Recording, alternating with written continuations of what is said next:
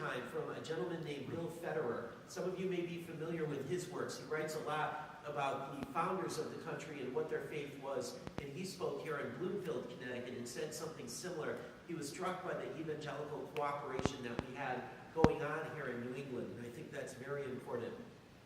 Why? Why do we have that?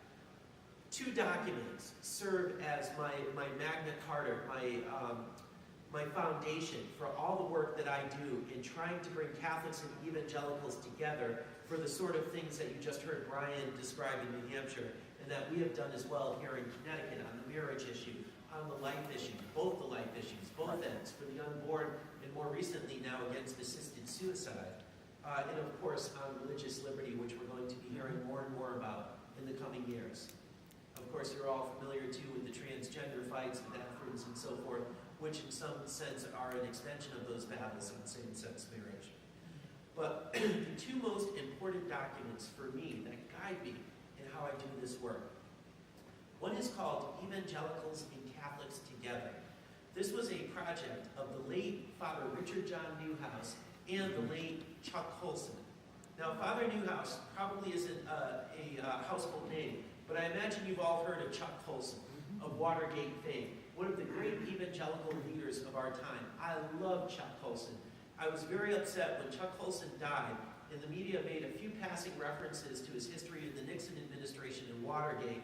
I really felt it should have been the evangelical equivalent of when St. John Paul II died. When John Paul II died, the media was wall-to-wall coverage of Catholicism, and you got sort of a crash course on the Catholic Church and John Paul II's role in it in the modern era. Chuck Colson, we really should have had a crash course, the entire nation, in my opinion, on evangelical Christianity and how important it is to this country, to its history, and to saving our country today from all the challenges that it faces. These 2 men together produced a document in the early 90s called Evangelicals and Catholics Together. Already at that point, we had already had a sort of ecumenism of the trenches. We had gone to prison together. We had prayed together in front of the abortion clinics. We had stood together for the unborn against what the culture had already become by the early 90s. And after already some 20 years of that, Chuck Colson and Father Newhouse and some others sat down and said, you know, we really ought to hammer out what is it about evangelicals and Catholics where we've been separated for 500 years? What is it that brings us together? Why are we the only ones left in America that see what's gone wrong here? What do we have in common? And what came out of this document, I strongly encourage you to Google it. It's probably on the website of a magazine called First Things. But what they understood is that whatever our differences, and our differences are real, our differences make a difference. I'm not going for an ecumenism of the lowest common denominator. We can do this and still respect that we come from different theological places. But at the same time, we can understand that our unity is rooted in Jesus Christ. What could be more important than that? Jesus Christ is the answer to the question that is every human life.